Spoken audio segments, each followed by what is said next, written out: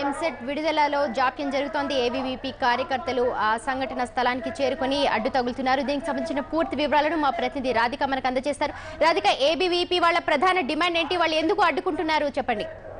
సుమతి, ప్రధానంగా గత 4 సంవత్సరాల నుంచి కూడా జేఎన్టీయూ వాళ్ళే ఎంసెట్ నిర్వహణ జరుగుతుంది. కానీ ప్రధానంగా ప్రతి ఇయర్ కూడా వీళ్ళు ఎంసెట్ నిర్వహణలో చాలా లోపాలు చేసిన ప్రధానంగా చేసినటువంటి క్వశ్చన్ పేపర్ సెట్టింగ్ లో అనేది ఎవ్రీ ఇయర్ కూడా విపరీతమైన మిస్టేక్స్ ఇవ్వడం జరుగుతుంది. అంతేకాకుండా ఈ సంవత్సరం కూడా దాదాపు 12 క్వశ్చన్లకు మొత్తం 3 క్వశ్చన్లు డిలీట్ చేయడం జరిగింది. అలాగే మొత్తం 8 ప్రశ్నలకు 2 లేదా డబుల్ ఆన్సర్ ఇవ్వడం జరిగింది. దీన్ని వ్యతిరేకిస్తూ ఏబీవీపీ కార్యకర్తలు ఇవాళ ఆందోళన జరిగింది.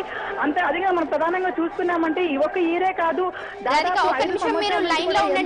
ఈ విధమైనటువంటి మిస్టేక్స్ రిపీట్ అవుతున్నాయి. రాధిక, ఒకసారి మీరు లైన్ లో ఉండండి. ఏబీవీపీ కార్యకర్తలు మీడియాతో మాట్లాడుతున్నారు, ఒకసారి వాళ్ళ మాటలు విందాం.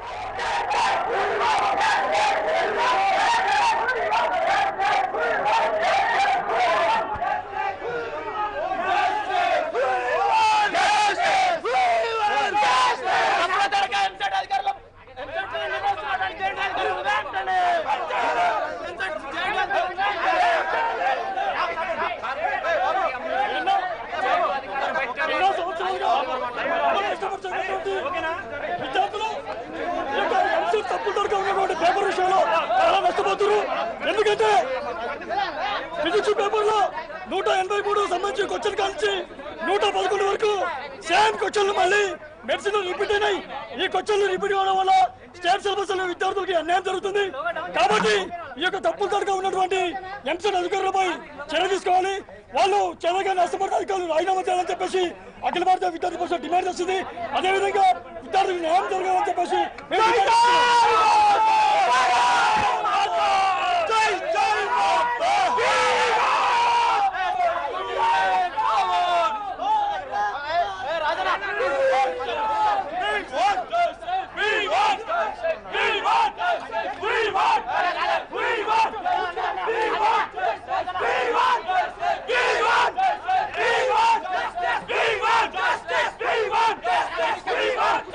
We want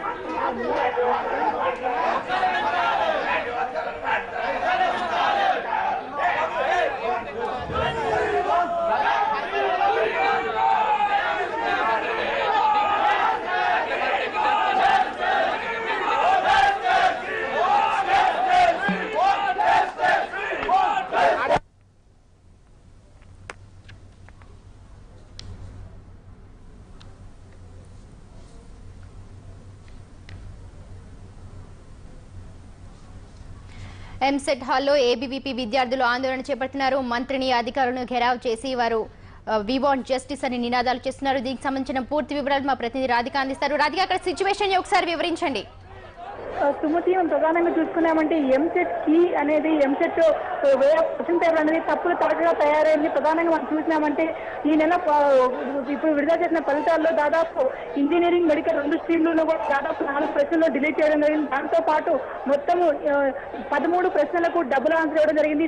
దీనికంటే ప్రధానంగా చూసుకున్నామంటే 11 ప్రశ్నలు సేమ్ ఆర్డర్ లో ఇంజనీరింగ్, మెడికల్ రెండిట్లోనూ కూడా 144 నుంచి 162 వరకు 11 ప్రశ్నలను ఇంజనీరింగ్, మెడికల్ 2 స్ట్రీమ్లు కూడా సేమ్ ఆన్సర్, సేమ్ క్వశ్చన్స్ ఇవ్వడం వల్ల ఎవరైతే సిబిఎస్ఈ, ఐసిఎస్ఈ స్టూడెంట్స్ ఇద్దరు కూడా మార్నింగ్ ఎగ్జామ్ ఇంజనీరింగ్ రాసిన వాళ్ళు ఆఫ్టర్నూన్ కూడా మెడికల్ ఎగ్జామ్ రాసే ఛాన్స్ ఉంది. కాబట్టి వీరందరూ కూడా దాదాపు ఇట్లా మార్నింగ్, ఆఫ్టర్నూన్ ఎగ్జామ్ రాసిన వాళ్ళు 396 మంది ఉన్నట్టు కూడా ఇప్పటికే జేఎన్టీ వాళ్ళు ప్రకటించారు.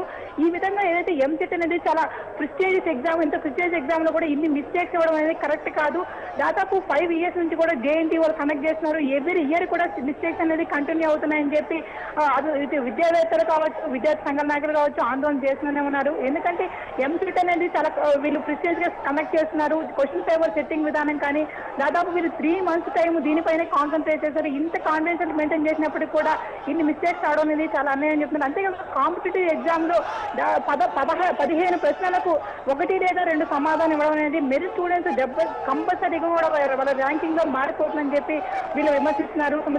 అంతేకాకుండా మనం ప్రధానంగా మనం చూసామంటే ఇవాళ ఫైనల్ కి విడుదల చేయడం జరిగింది. ఈ ఫైనల్ కీలో కూడా మెడికల్లో 2 ప్రశ్నలను, ఇంజనీరింగ్ లో 1 ప్రశ్నను డిలీట్ చేసినట్టు అధికారులు ప్రకటించారు. కానీ ఈ విధంగా డిలీట్ చేయడం వల్ల అనేది మెరిట్ స్టూడెంట్స్ కు తప్పకుండా నష్టం చేకూరుతుందని చెప్పి చెప్తున్నారు. కానీ వీరు ప్రధానం చేసే మెయిన్ డిమాండ్ ఏమంటే జేఎన్టీయూ ఎవ్రీ ఇయర్ మిస్టేక్ చేస్తుంది కాబట్టి సేమ్ యూనివర్సిటీకి ఎంసెట్ కండక్ట్ చేసే అధికారం ఎందుకు ఇవ్వాలి, వేరే యూనివర్సిటీ చేంజ్ చేయడం వల్ల కూడా ఇది కొంచెం ఈ తప్పులు రావడం మీద తగ్గుతాయని చెప్పి విద్యార్థి సంఘాల నాయకులు గొడవ చేస్తున్నటువంటి యాక్చువల్ గా 6 o'clock రిజల్ట్స్ డిక్లేర్ చేసినప్పటికీ కొంచెం ఇంటెలిజెన్స్ సమాచారం వల్ల